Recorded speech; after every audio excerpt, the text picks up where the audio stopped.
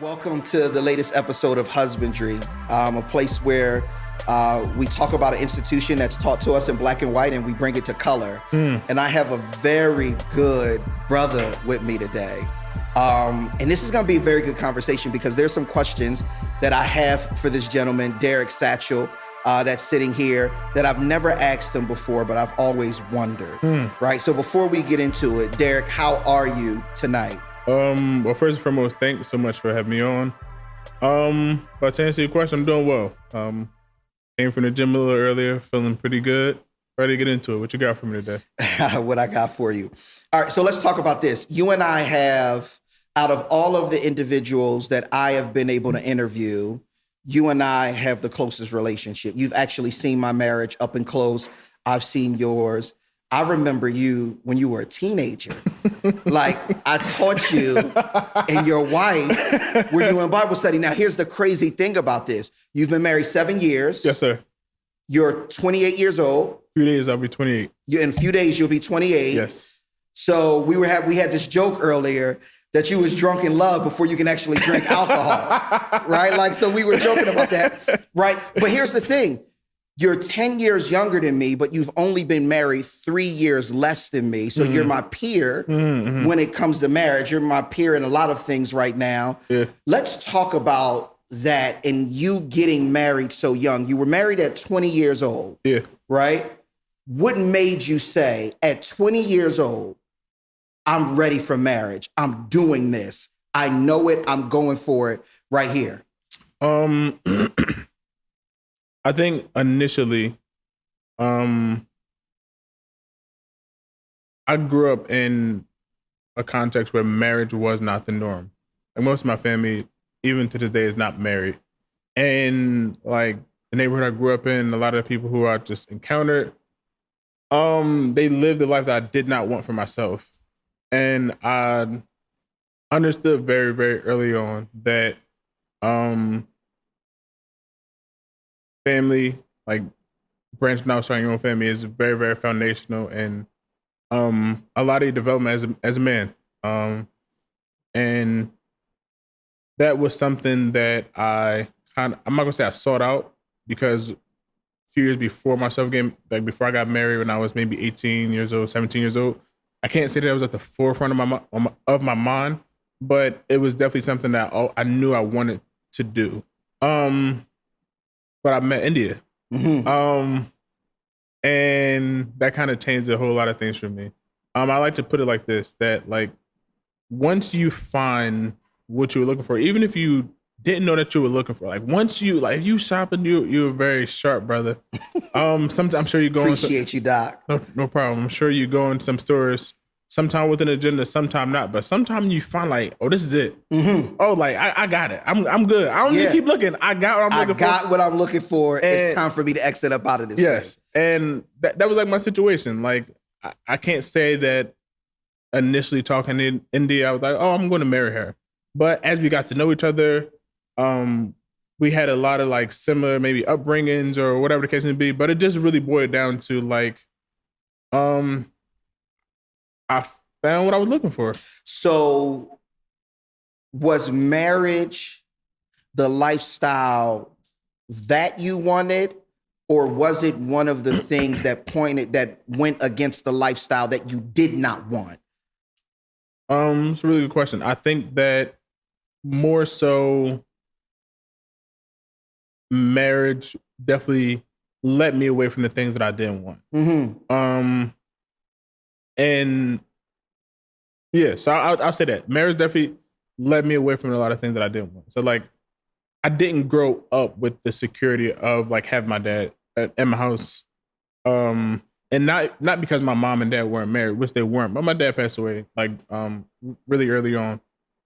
And I'm not also saying that marriage, if my mom and dad were married, that he would, still be alive or what have you. But just looking outside of my own situation, some of decisions that I seen people make early on and like choosing a spouse and how that affected their kids, I knew that was something I did want to take serious, like who I chose and how that would affect my, soon to be kids, just to think about my experience, my friends' experience, my siblings, so on and so forth. So I feel like I'm getting off topic. No, you're good. Going off on a tangent, but to address your question directly, I feel like marriage pulled me away from a lot of things I didn't want, not only for myself, but for my, future kids.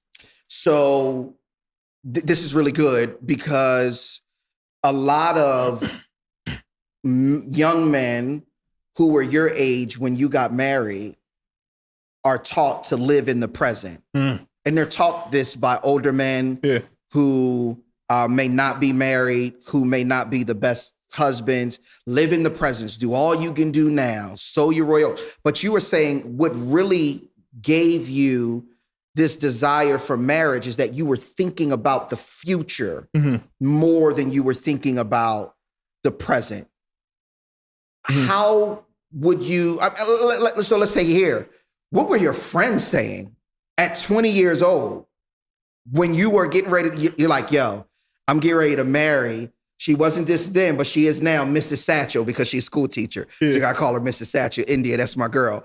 What were they saying when you said, we get married? If I'm going to be very honest, I don't think my friends or my family had a lot of input. I got more input from people that I didn't know, like people who I work with. A lot of guys at my job at the time, older guys, they would be so surprised. Like, you about to get married? Like, you need to experience the world and you need to travel and do this. And this is coming from guys who've never left Philadelphia.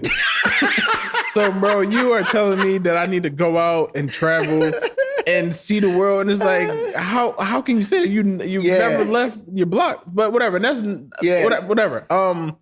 But you cats never been to the Bahamas. That's another topic. But so my friends and my family who did know that we were looking to get married, they like kind of advised against it, and I think it honestly came from a place of fear. Like, you're young, you don't have enough money, you need to do all these kind of things. And they put a bunch of prerequisites on marriage based on what they were taught about marriage. And that's not even from not something that they experienced, but just things that they just like heard from somebody else. Or you need to have X amount of dollars, or you need to have a house, or you need which those things help, but that doesn't like make or break a marriage. Like, you don't have to have a bunch of money to be married. I got fired from Walmart a few weeks before I got married. Yeah. But when me and India like actually got married, it was somewhat sudden. Not that we rushed. We went through premarital counseling and everything, but the transition from us being like just kind of boyfriend and girlfriend and like talking about getting married to actually being married, it wasn't that long. Right. And because you knew what you wanted. Yeah, I did not seek a lot. You went in the store. You saw what it was. It didn't take you that long to get to the cash register and check out. Exactly. Right. And I'm sorry, Mrs. Satchell, talking about her like she's a piece of merchandise, but it was you started with the illustration. So we'll go there. Let's talk about that. I just sense a lot of, even if it wasn't intentional, I'll ask you if it was intentional or not. But because you were approaching a union that needs maturity for you to survive in it, there was a lot of maturity as you guys prepared for it. Premarital counseling, 20 years old. How old was India? 21, okay. 22. All right. 20 and 22 years old. You're like, we're going to go to premarital counseling. What made you make that decision? So though marriage is not like a prominent thing where I come from, I do know people who are married. And I can't say that I've had a bunch of successful marriages modeled after me. And I truly believe that the best thing that you can do for your marriage is to learn as much about God as you can. Yeah. Right? As it relates to like relationships just in general, I think that the best thing that any individual can be or that they can bring to the table as it relates to a long-standing relationship is that of being selfless, right? So if you can look for one trait in any person to say they would make a good spouse, is whether or not they're selfless or not. And I think the best example that you see someone modeling selflessness day in and day out is Jesus. Yeah. So, and I say that as it relates to premarital counseling is because that's what, of course, our premarital counseling is centered on. Bible, scripture, And how do you relate, like as a man, how do I relate to my wife as Jesus related to the church and just all those kinds of things. So I think that those principles are very, very like foundational in establishing if you want to have a long standing relationship, like a long standing marriage, like not just something that you get in today and tomorrow. I don't like it no more, so I'm out. But like this is a one and done for me.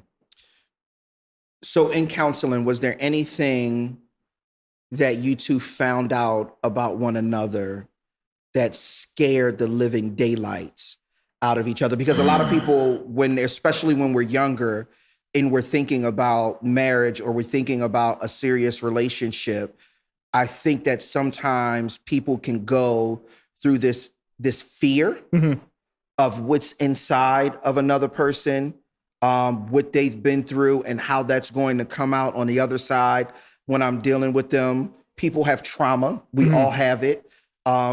We all have been through some kinds of trials or turbulence in our life. And you sit down in counseling, and if you're doing it the right way, you start to unpack a lot of this luggage and baggage that we have. What did premarital bring you guys closer? Did it scare you a little bit? What did it do for you? Premarital counseling did bring us closer in some areas. So what I'm thinking back on is, well, just me and India's like natural relationship dynamic. We were very, very close. So you always hear people like, we start off as friends. Like you ask my wife today, when did we start dating? And she might say 2 weeks before we got married. Everything before that, we were just friends. Right. So we spent a good portion of our relationship, like genuinely getting to know each other. So I can't say that we experienced a lot of surprises in premarital counseling, only because we spent a good portion of time like really like asking each other the hard questions, or like really just kind of like, and not asking each other the hard questions so we can get married, but like I'm genuinely interested in this person. I'm a naturally inquisitive person. Like I'm going to ask, oh, I heard you say this. Can you talk to me about that? Like, what that mean? Or why do you react this way in this kind of situation? So I don't think that there was many things that came up in premarital counseling that necessarily like scared us or like made us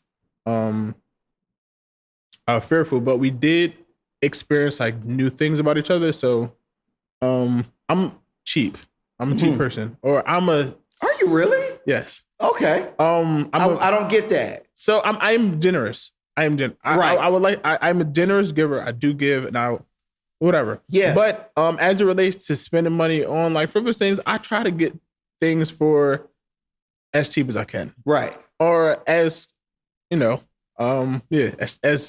but India, my baby. Oh, she has me beat so bad. Yeah. And so she's cheaper than you. Oh. So y'all like two. No, that's hard. Yeah. Because bro, you don't understand. She is very like, so she's so cheap, it make you look like a spender. Yes. Yes, it does. Yes, literally, yes, you took the phrase out of my mouth. That is exactly it.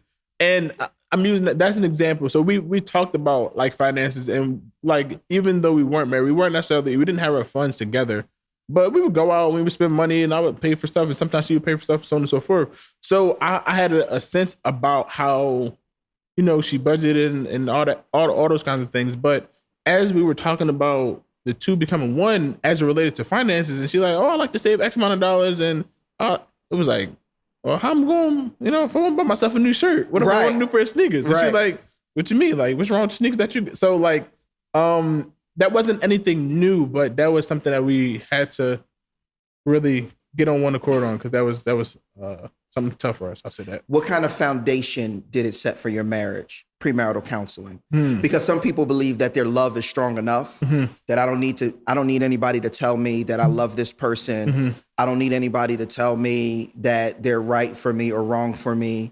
Any problem that we come across, we love each other so much we can work it out. And that's rarely reality. Yes. So what kind of foundation did it build for you, having an objective third person looking at both of you and saying, well, I see this in you, and I see this in you, and I want y'all to work on this together, and I want you to have grace there, and I think you need to forgive there. and your story back here might have something to do with why you do this. Yeah. Like, what kind of foundation did it give you? I think the first thing I want to say in response to what you just kind of asked me is I don't think that marriage is just whether or not a marriage is successful or not successful. I don't think it's predicated on how much you love somebody in the sense that we use it. Like, love isn't just this way that you feel, right? Love my wife to death. There isn't anything I wouldn't do for her, but at some points, it's easier to love her. And I'm trying to say this That is very good. Very tactfully. But at some points it is. Sometimes it's easier. Yes, it is. And sometimes it's a bit more challenging. Yes. Yeah. So one of the things that we took away from premarital counseling is what do you do in the times that it's hard? It is harder to love this person because those times do come. Like, yeah, some days I'm certain I probably spent too much money and I really got on her nerve. Like, I probably shouldn't have bought 2 pairs of sneakers, but listen, it was called. You still love me, right? Yeah, you still love me. You still good, right? Or I'm hard to love right now. That's one of the things that I've been thinking about because I think in my marriage, sometimes I'm very hard to love, right? Because I'm so stubborn, I'm so strong-willed. And what I realize is that love is not this thing that you can see in black and white. If it was, the cross wouldn't be stained red, right? Like it just, there's so much sacrifice and so much forgiveness and so much understanding that you have to really truthfully love someone and bear with them. Let's talk about that in your marriage. As a man that has some self-awareness, let's talk about ourselves for a minute. What do you think is the hardest part of you for your wife to love? Like, where do you present the challenge? Wow, that is it's not a hard question. It's not a hard question in the sense that I don't know the answer. It's a hard question that I don't want to answer. But thinking back on myself, I have not always been as consistent as I want to be. I think that's the area that I struggle with a lot. So,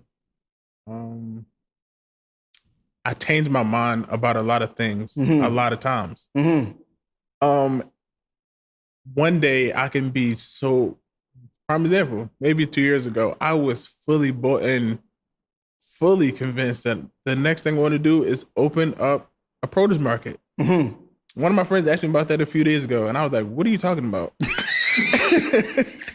I had no idea what they were talking about, bro. I started an LLC. I was calling around to different places, getting like estimates on rent. I was doing like estimates on like renovation costs, looking at the different fixtures and furnitures I would need. And that was about 40 dreams ago, right? Like 40 aspirations ago. And so for me, I can kind of go through different things where I feel really passionate about this day, really passionate about this day. And I don't know if that's a good thing on my behalf or a bad thing. But my wife is a very like, we're going to plan this out. Like, she's a very, very structured individual. So that is hard for her where like her husband, the person who's supposed to be leading the charge and where our family is going and the direction that we're taking is a little bit like wishy-washy. Right. So I think that has been a very, very hard thing for her to kind of get behind me on.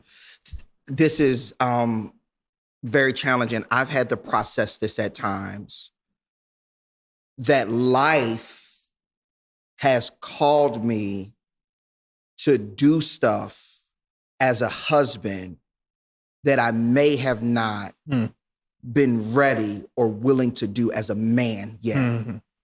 Right. So because I entered into this covenant and my wife needs this for me, my manhood has to catch up to my responsibility as a husband. I can't allow my husbandry to delay because I just am not ready to, approach this as a man. So when you live in that tension of my wife needs something from me, this is my responsibility. I'm not here yet, but I need to push myself to get there, because the longer that I do not get there, the more I leave her hanging out in the wind. How have you processed that and done that?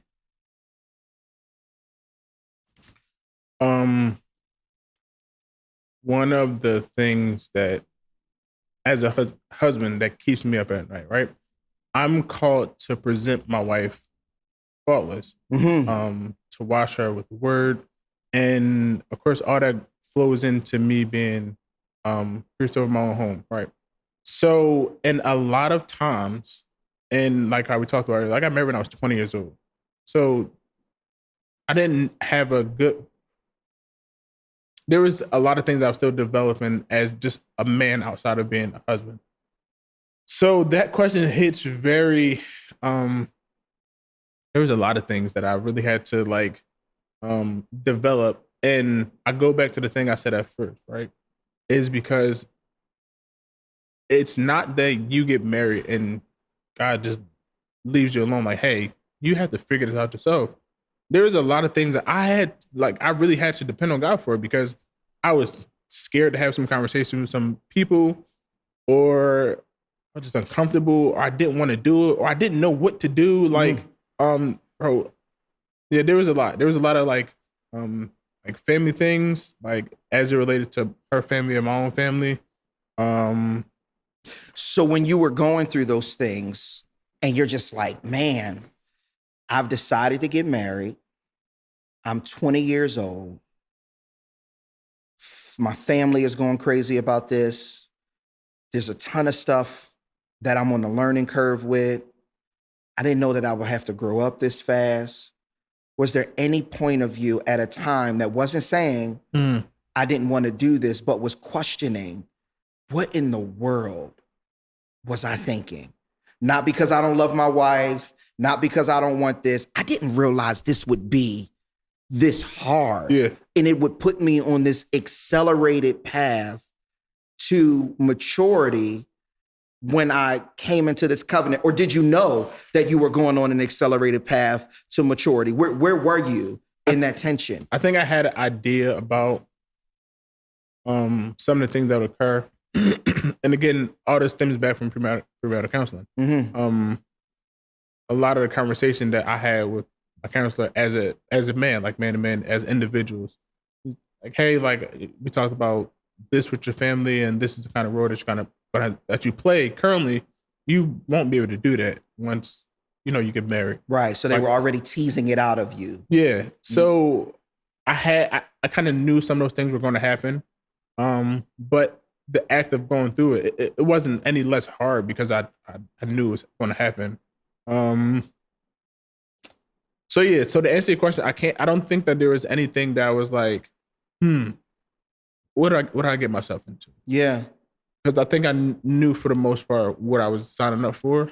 But I say that to say it didn't necessarily make it any easier though. It still was challenging. My story was a little bit different than yours. Mine was not about the difficulty of the marriage. It was the difficulty of what I had to get over prior to my marriage in order to be a good husband to my wife. Right? It was the difficulty of my past. My wife and I, we went into premarital, and we thought we were going to be like this excellent couple in premarital. We're going to be done in 3 months, 12 weeks. Let's go do it. 15 months every week. Not 1 hour. We were shutting that church down. Right? Like, we were there, the cleaning people were knocking on the door. y'all gotta go. And a lot of this was because my wife and I, we came up in different backgrounds. Yeah. She came up with a lot of stability in her parents' relationship, where my parents, I had a lot of instability, right? Moved a lot, was an Army brat, did this. And so I had all these things tangled up in my heart.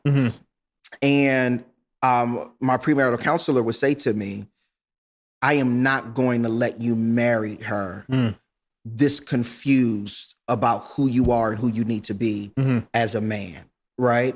And it took 15 months, bro. It took like 15 months. And there were times in there, and this is why I love my wife, and I just pat her on the back, where my counselor said to her, if you want to, I'm giving you permission right now to end this right here, right now. Like, this is something that if you wanted to say, I no longer want to pursue going down this course in marriage, if God is telling you, go do it right now. She said, nope, I'm gonna stick with it. I'm gonna stick with it. So that was very special to me. Let's talk about that. What kind of support does your wife give you that makes you just feel like the best man in the world? Yeah. Right? Because that's a big thing for us. Like, and how our wives support us. They just have this, wives have like this secret key to your heart. They know how to support you the best, and they also know how to push that button the best. Like, they can do both of those. Like, it can be on either end of the spectrum, right? They can push your button like nobody else in the world, and they can support you. What kind of support did you need as a man going into this covenant from her? What kind of belief did you need from her? And how did she do that? And how does she develop that to help you be the best husband that you could possibly be? Yeah, I think a lot of the support that I got from India, I don't necessarily even know she did it. Like, I'm not sure she's even aware that she did this for me. In the sense that, like we've talked on and on about, like, I was young. I was 20 years old. A few weeks or like maybe sometime in the middle of premarital cancer, I had lost my job. And I was working at Walmart. I didn't make a lot of money to begin with, but she still trusted me. Like, she was aware of, my wife is very independent. She's very, very strong. She's very opinionated. She has a lot of very strong qualities to her. She comes from a very strong line of women. Yeah. Her mom, her very strong women. Yeah. But nonetheless, this 20-year-old knucklehead from North Philly with no money, no, I would say, real established plan put in place on how or what we're going to do or what the next X amount of time looks like for our family. She still trusted me. And those things came about. Like, I got some direction and some admonishment given to me during premarital counseling. Like I said, a good portion of my counseling was like a lot of one-on-one stuff from me being a young man to an older man poured into me. Telling me how I should manage my finances and what I should be thinking about and all those kinds of things that really, really helped me out. But the trust in India to say, hey, I'm still willing to get married to you, or I'm willing to get married to you, even though you don't have all these things charted out. I can't say that I've experienced that anywhere else. Like, up until that point, I was Derrick, who was good at figuring out, but I'm just gonna tell him what to do. Like, just listen to what I'm saying. Like, trust me, I got this. Trust me. So it felt very nice to have someone trust me, even though I had not proven that I was trustworthy. Right. And not in the fidelity sense. Not that I wasn't trustworthy to be faithful to my wife, but trustworthy that I had the skills or ability to like lead a family. So this is a real conversation. I get into this conversation, especially with a lot of single people that I'll talk to. Did your wife settle, or did she see something in you because she was the one? She saw something in you that says, I feel like something is coming down the line. Because there are a lot of young women out here or young men that their stance is, if a person doesn't have it together in a certain way, then I'm good. Yeah. Right? If they don't have this box, this checklist, that. And so when we hear stories like yours and mine, I think that that's a legit question that people ask. Yeah. Well, did their wives settle? Or did they see something that maybe another woman with the naked eye that didn't understand who this guy really was and who he was becoming couldn't see? How would you answer that?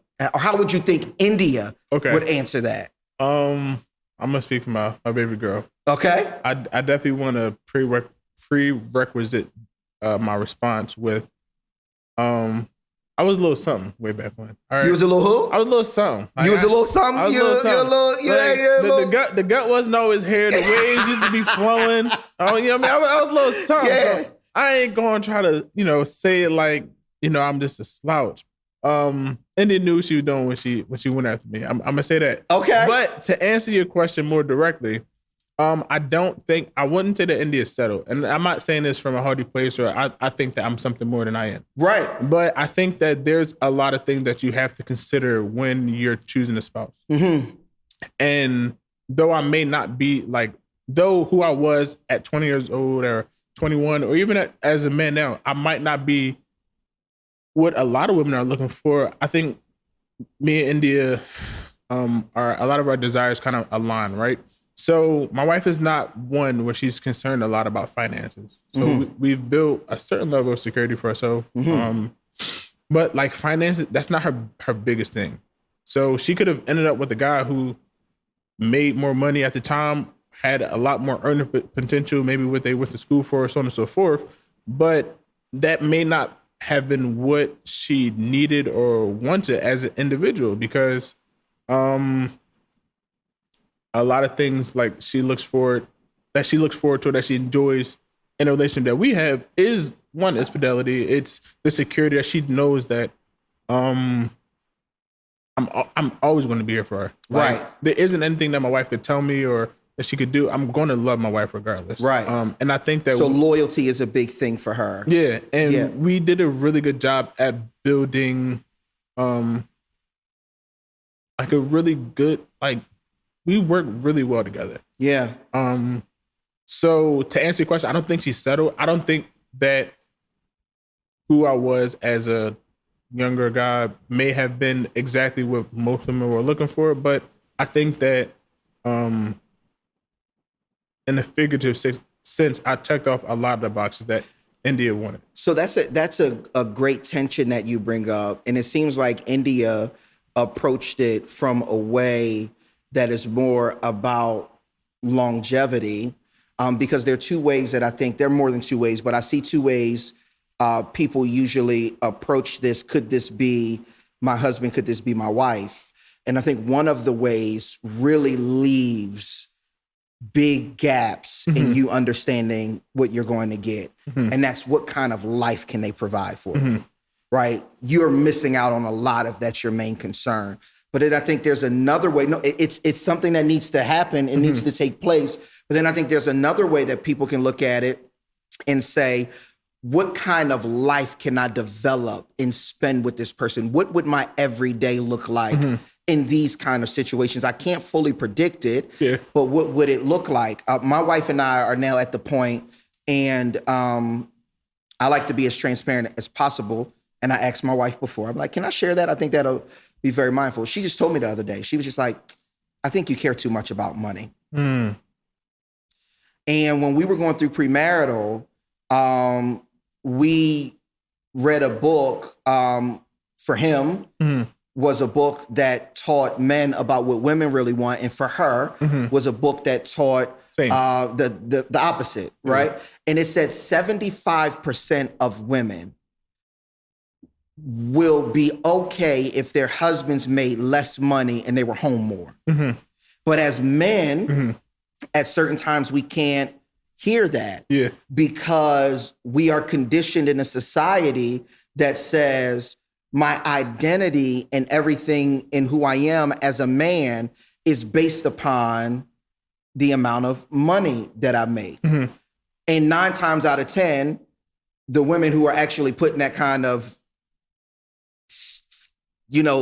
message in the air are not women that you would walk down the aisle with. Right? 100%. So she says this to me. She's like, I think right now when we're talking about my business and we're talking about working and we're talking about what's primary on my plate and we're talking about the kinds of things, you are too concerned about making money. She says, I would rather have a family that is doing really well emotionally and spiritually and is cherishing the other things rather than a family where we are doing well financially and everything else is falling apart. And it was so funny because that day I had watched a podcast where I saw Tim Grover, who was like one of my favorite people. And when it comes to what he does for a living, he trained Michael Jordan and Kobe Bryant. And he talks about this story where he comes across his daughter, and this is going to lean somewhere. I'm going somewhere. And he's packing his bag, getting ready to go on another trip. And his daughter asked him, Daddy, why do you have to travel so much? And he says, well, this is the way that I feed our family. This is the way that we get to do it. And his daughter says to him, Daddy, if I eat less, will you stay home more? And he said, I kept packing my bag. So that's not the decision I say everybody else should make, but that's the decision I made. I kept packing my bag because that's what I felt as though I was supposed to do. Now let's transfer this to you in India. You in India, when I talked to you, you were very intentional and very matter of fact about at this time in your marriage, we are not kid ready. Everybody keeps coming up to you. When y'all gonna have some babies? When y'all gonna have some kids? Y'all been married 7 years. And you guys, I love when you do it. You like, look, we got enough nieces and nephews. We not having no kids right now. Maybe in the future. Tell us about that. Like, how did that decision come about? And when everybody is pushing kids on you, right? How do you stand fortified and say, you know what, bro, we're good? Yeah. It is the very real reality that as well-meaning as people are, when the kids come, they're our responsibility. So yeah, you want to hold them and, oh, it's so cute. And we appreciate that. I'm looking forward to, people being able to interact and, show our future kids love. But we going to be there when they up at, 2 o'clock in the morning or 3 o'clock in the morning or whatever the case may be, whatever, the challenges and joys that come, from entering in parenthood. I don't take that lightly. Right.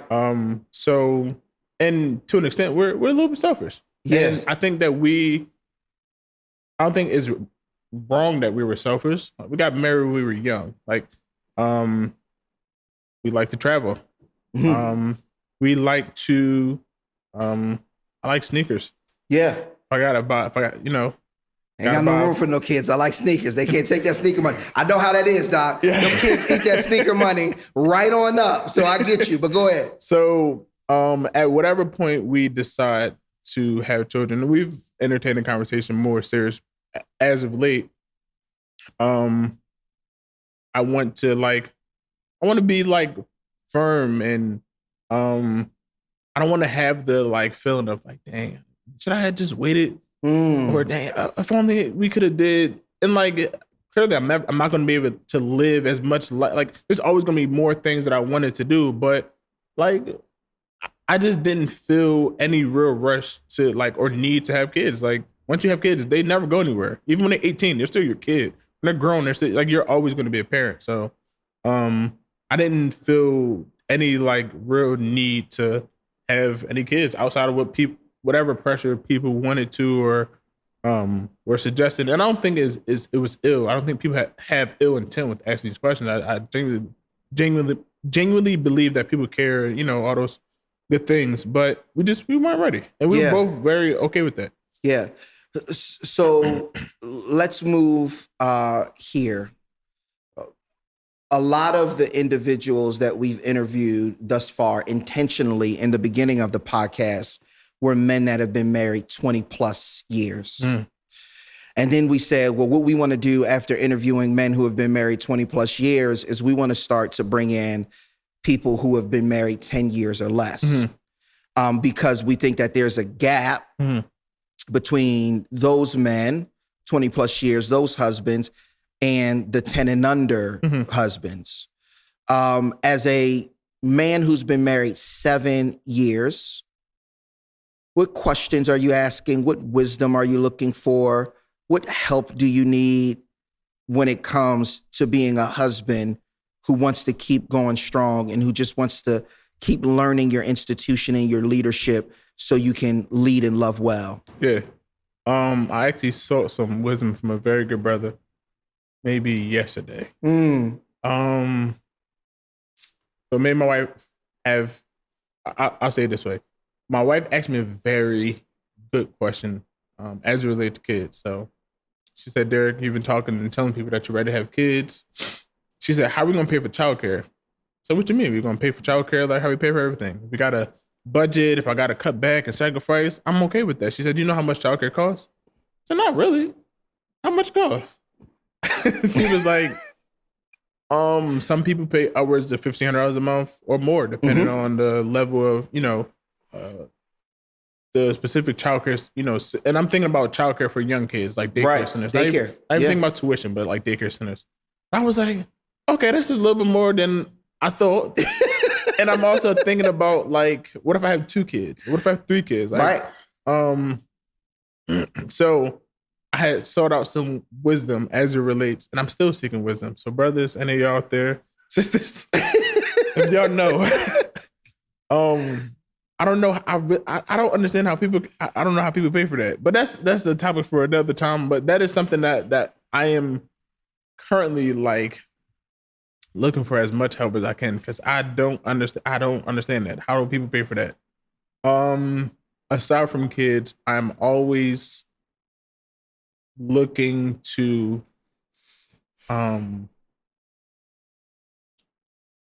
do a better job at like balancing like who I am as a man and who I am as a husband, or whatever other roles I have, or whatever other hats I'm wearing at the time, right? So when I was 22, 23, all my friends in college and going out to the parties and having a whole bunch of good time, and like I'm in the house playing Uno with my wife. I'm perfectly fine with that. But one time my wife, she took a trip. She went down to New Orleans for a conference, and I was like in the house by myself, and I did not know what to do with my time. I'm 22 years old, and I used to have a game system. I didn't have a game system because I didn't play the game anymore. I really didn't have time. All my friends were like in college, and I literally didn't know what to do with my time. Like, and I can't say that I have that same struggle today, but as I just kind of enter in different points in my life, and I transition from a young man to not just a man. I'm not a young man anymore. I'm just a man. Right. Like who I am today. Like, how do you balance? Sound like an R&B song. I'm just a man. I'm just a man. Yeah. But how do you balance those newfound responsibilities, pressures, with, your marriage or relationship, and whatever, I don't like saying season, but whatever season you are in at that time. Yeah. If that makes sense. So I'm always looking for that makes sense. You hit something that was very challenging for me to figure out. My marriage has, since we got married, we've always been in the hustle and bustle. Mm-hmm. Right. So we got married in March. 3 months later, we were moving to a whole nother city. Right. We got married in March. We moved to Chicago 3 months later. Hustle and bustle, getting settled there, new city. Had our first child, hustle and bustle, right? At the time I was pastoring and finishing Bible school, hustle and bustle, right? So finally, when it comes to now, things are slowing down for our marriage, because after that, we moved back to Philadelphia, church, hustle and bustle, right? Now I feel when things are slowing down and my time is not occupied by work and stuff we can do together, I find myself in 2 places. I find myself frustrated at times because I don't have enough free time to experience myself. And I haven't had to pay attention to that for so long because I've been being with so many other people need. And then I find myself disappointed that life sometimes is not more than just get up, get the kids ready, take the kids to school, go to work, finish work, pick the kids up, bring them home, give them baths, do homework, feed them dinner, put them to bed, cycle. Yeah. Right. And so at times I'm just like, it's like Jay-Z and Scarface. This can't be life. This can't be love. Right. You know what I mean? Like this can't be it. And I have a friend who's very close to me, and he's single and he's dying to get married. And I'm like, bruh, I feel you. I said, but those 2 books you were able to read last week because there was nobody disturbing you? I'm dying to do that. Right. And sometimes I really struggle that I can't sit down and read a book without my toddler coming and ripping a page out of it. Yeah. Right. And so I get what you're saying, that there's a part of us as men that we have to carve out that space to work on ourselves and who we are and what we enjoy. And that can be challenging, you know, sometimes. So let's talk about that a little bit. You and your wife, no children, you love spending time together, you travel a lot, but you're always together. How do you find that, India, I'm gonna go be Derrick and I want you to go be India? Yeah. It came with a lot of practice because that can be a very awkward conversation if you're not tactful. The other person could receive it wrong because it's like, I need my space. I love you, but I don't want to do this with you. Like, we watch a lot of shows together, and like the conversation, like, I don't really want to watch this with you. I want to watch it by myself. Yeah. Like that's yeah. But it's necessary. Right. It is very and it's necessary. a real conversation. Yeah. Yeah. And I think that through time, and it really is knowing that at all time, like me and we're always on the same team. We always want the same thing. And I always want to be in a position where I can love her as best as I can. And sometimes, in order for me to do that, I need some space. But the great part about that is she needs her space just the same. I'm a great guy. I love to talk. She loves to talk to me, but I can be a little annoying. But what happens when y'all don't need y'all space at the same time? One wants you to be there. The other one wants to go and get their space. Yeah. And you have to figure that out. What happens then? I think it draws back to something I said earlier, where the greatest trait that you can have in a relationship is being selfless. Because you have to be selfless in that moment. Like, all right, I know you want to be under me, or I want to be under you, or whatever the case may be, but you have to give that other person space, because there's going to come a time where maybe you want to be alone and I don't want to be alone, and you want me to honor you in that way too. So, it's just the idea of knowing that, like, I have to sometimes do things that I don't want to do, or give up more than I want to give up. And like, we're talking about time here, so it's not sure. Yeah, and what I love about how you are phrasing this and wording this is you don't make it sound like it's the ice cream with the cherry on top. Sometimes to love the person I'm with, I have to sacrifice and do the thing that I do not want to do. Yeah. But I need to do it like I want to do it because they need it. Yep. Right? It's just that simple. Yeah. Like, I don't want to do this, but I need to do this. And I need to do it in a way that they feel like I'm doing it for real, and I am doing it for real because they need it. Yeah. So let's talk about that. Hard conversations. I tell people, you will not be successfully married if you cannot be on the receiving end or the giving end of a hard conversation. 100%. How have you and your wife learned to have hard conversations over the 7 years of your marriage? We have learned the hard way. And what I mean by that is, like, those conversations, even if you don't have them, whatever it is that you're talking about or whatever it is that you have to address, is going to fester. It's going to come out at some point or another. The conversation is not necessarily going to be easier. A catastrophe could have just happened. Y'all could have blew up and had a bigger argument. Where if you just would have had the conversation earlier on, it would have still been uncomfortable, but at least you avoided some possible heartache. You may have said something that you shouldn't have said, or just, who knows, whatever the circumstances may be, you could have avoided from just having a conversation earlier on. And we've been through enough situations to know that whatever the conversation is, as hard as it may be, uncomfortable as it may make us, it's better if we have this before those maybe emotions start to swell up and we explode, or we just do something that, like, we didn't even have to do this. Like, all this is unnecessary if we just would have had the conversation. Yeah. So that's not an easy thing to learn. Like, we've had a bunch of unnecessary circumstances happen, got into arguments that we didn't have to. But from trial and error, like, we learned that, hey, it's best to just carve out some time and be very intentional about, discussing those harder things. Yeah. So one thing about you and India's marriage, I've watched this, I've seen this, that you two and how you got married and how you've been married and how people have watched your marriage, I think you two have literally gotten people to walk down the aisle. Like those who are around you. Mm-hmm. Like I know people that they hang out with and they just start getting married. Like people just start getting married around y'all. Is that something that you intentionally, both of you have intentionally aimed to do, to champion, marriage in a way where you want to make it attractive and you want to make it desirable for others? Or is that just something that has happened, through happenstance? Really good question.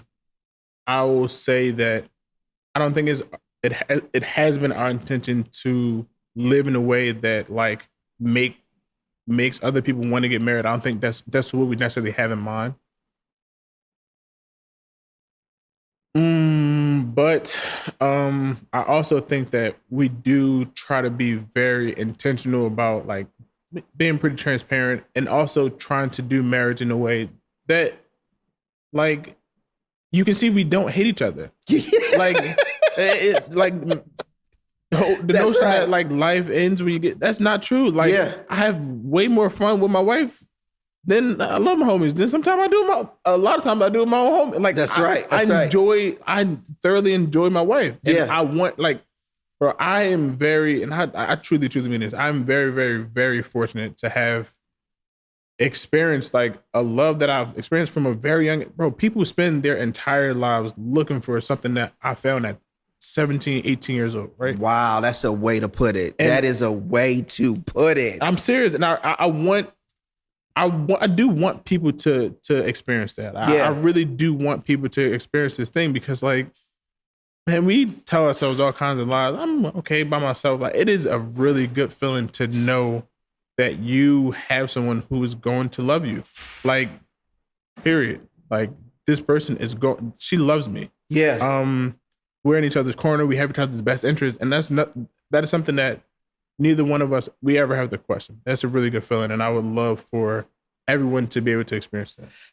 Have people sought you out? Have they say, Derrick, I've looked at you and India's marriage and I'm with my girl, or India, I've looked at you and Derrick's marriage and I'm, with my dude, and you guys encourage us to want to take that step. Have you ever had those conversations?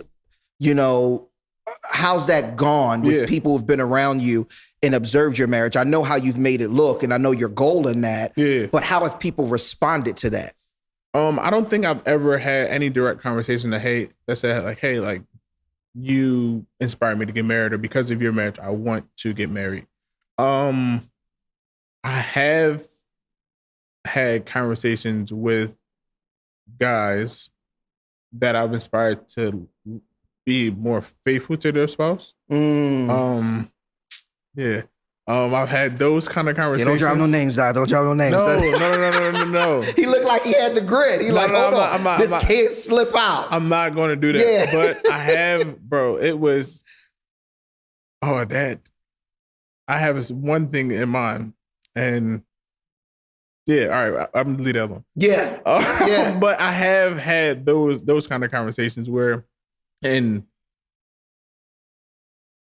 I can't say that either. All right, I'm sorry. I'm sorry. So let me ask you with that, and a few more questions before we close out.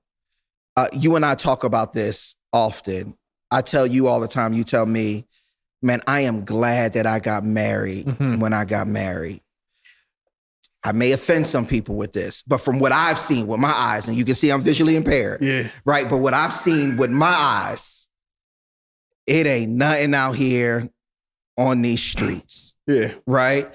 And you actually, I think one time called it traumatized. You like, look, I know some people who are going through traumatizing situations, very much so, out here. When you're talking to guys who are single now, and they are telling you about what they are experiencing in relationships in the mate selection process? Are they excited for marriage? Are they turned away from marriage? Where are they at? They are very disenfranchised to say the least. I spoke a few times about like selflessness. Like the current this is so selfish. Everything is about what can you do for me right now, and that's on both sides. So guys are selfish in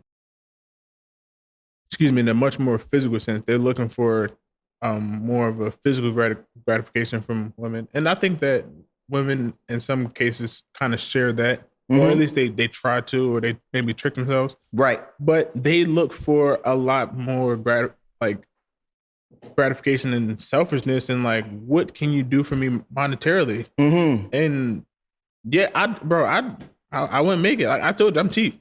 Yeah. I'm listen. I like to spend money on on these streets single. Like I got it. Listen, I would be in every group message. This guy said we going. Me and he used to go to Applebee's after 9:00 because it was $5 appetizer religiously. Right. Bro, and because I was a kid and I didn't have as much money, but like I'm not saying we're going to Applebee's, but we might hit up an Olive Garden. That's right. Like, and you might laugh at me to your homegirls, but like I'm happy where I'm at now. So that's the thing that I think we have to get past. I think fame within our culture and celebrity and what the top 1% have has trained us to believe that that's how love should work for everyone. Yeah. Right. Dudes are overexcited and their expectations are overextended because of what they visually see on TV and porn addictions and all of that. Yeah. Women don't understand that if a man makes $100,000 a year, he's in the top 1% of men nationwide, right? And so they're going out here, I want a guy that makes this. Sweetie, you make $45,000, right?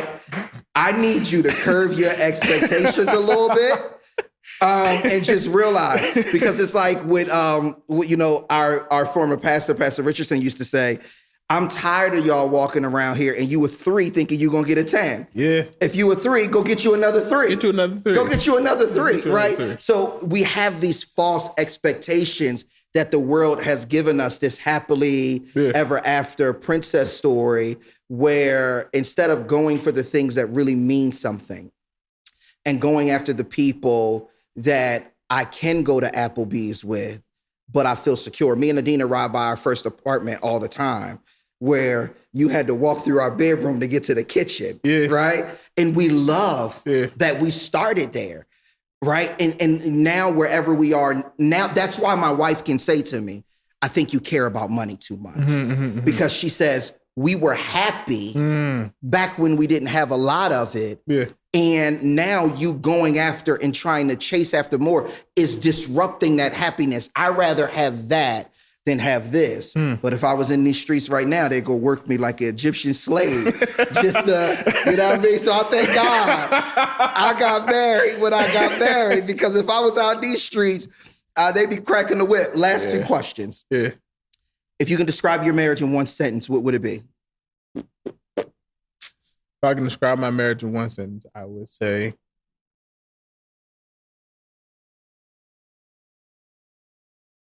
in a very real and true sense, it is 2 people. Oh, dang, this might be the hardest thing to ask me all night.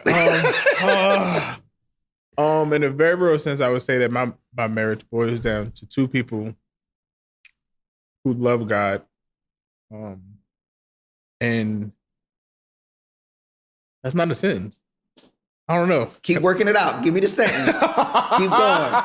Cross it out, write it over, erase it. Give me the sentence. Oh, man. If you could describe your marriage in one sentence, what would it be?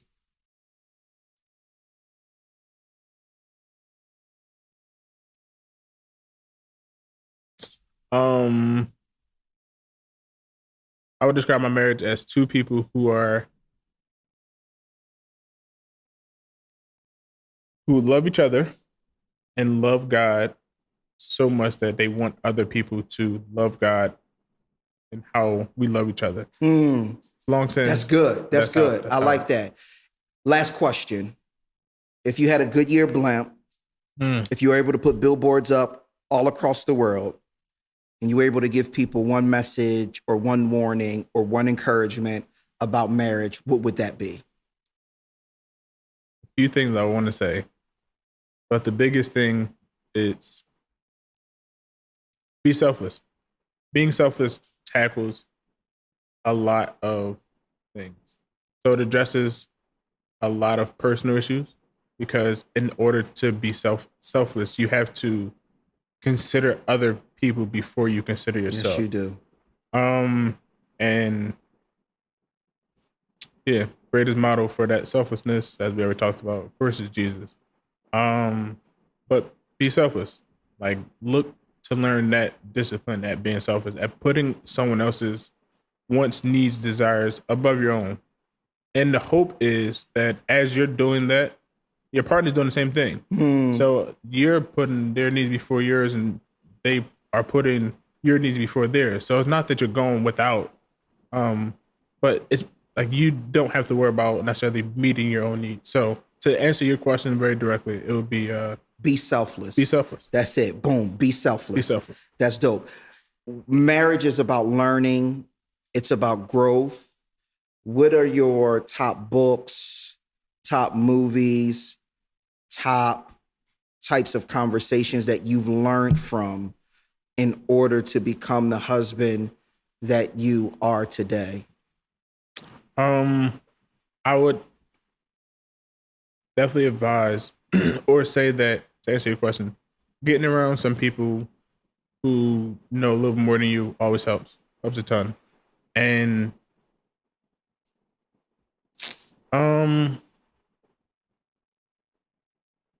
course, I'm always going to read the Bible. Read the Bible. Read the Bible. And I mean that very in a non-cliche way. Yeah. But I'm talking about being selfless, and all the pointers and encouragement and direction I get on how to be selfless effectively is Jesus, and I learned about Jesus through the Bible. And so get around people, seek Jesus, look to be more like him, and get to know your partner. Yeah. Like like you should be interested in your partner. You should want to know as much as you can about them. Ask them as many questions. How silly or like serious it is. Like, ask them. Talk to your partner. You be in a relationship with somebody who you like. Talk to them. You talk to people that you like. If you had your ideal, if Beyonce came here, you ask, not you, but just thinking person. Beyonce, Jay-Z, somebody who you like a lot. LeBron James came and sat down in your living room. You're going to ask him 150,000 questions because you're very interested. You should be the same way with your person. It's so crazy you say that. I asked my wife a question the other night, or we were talking about something, and I'm like, I've been married to you for 11 years and I never knew that, right? Like, you find something new out all the time because you have these levels of conversation. I know that I have scriptures that when it's challenging for me to be a husband, or I'm not loving my wife well, I go to them to remind myself of what my duty and my obligation is. And 9 times out of 10, for me, it's one that you've mentioned. Think of others higher than you think of yourself, right?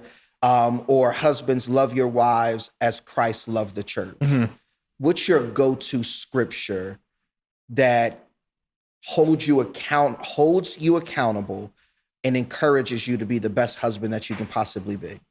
It is definitely, I don't want to misreference it. I can't think of the address off the top of my head, but it instructs me as a husband to present my wife faultless, to wash her with the word. And it encourages me, like, maybe I'm lacking in this area where I'm not leading her like spiritually, but in some times it, like, I feel like it's knocking me in my head, like, hey, this is what you need, like, regardless of how you feel, this is what you need to be doing. So, and in order for me to be leading her in that way, I have to be, studying and making sure I'm submitting myself before God. So that is probably something that like it is ingrained in the back of my head that I kind of think on a lot, even like unconsciously. Like, it's just like they're like, hey, this is your standard. This is what you should be doing. Yeah, I think that we ought to read that because there may be someone who has never cracked open the scripture. Ephesians 5, starting at 25.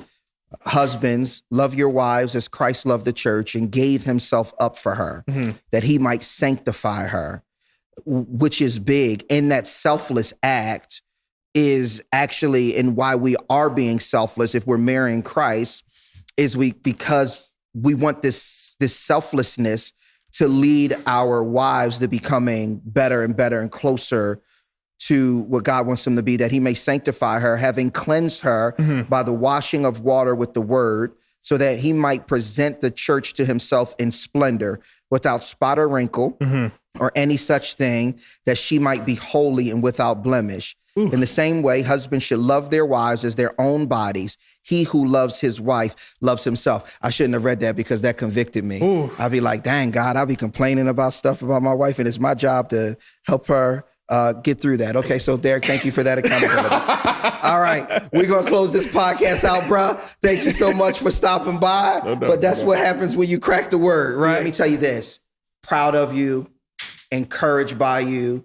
Man, this guy has seen me in some of my best times and some of my worst times. Him and his wife will come over and we'll be up at our crib until about 2-3 o'clock in the morning. Yes, sir. Matter of fact, we got that kind of relationship where one of us will go upstairs and be like, look, I'm out. Yes. Somebody from the couples will be like, all right. About that time. It's about that time. I'm going to go ahead and see y'all. So love you, brother. Thank you so much for joining us. And thank you so much for your contribution and your wisdom for the Husbandry Podcast. Hey, great time. Thanks for having me. I really appreciate it.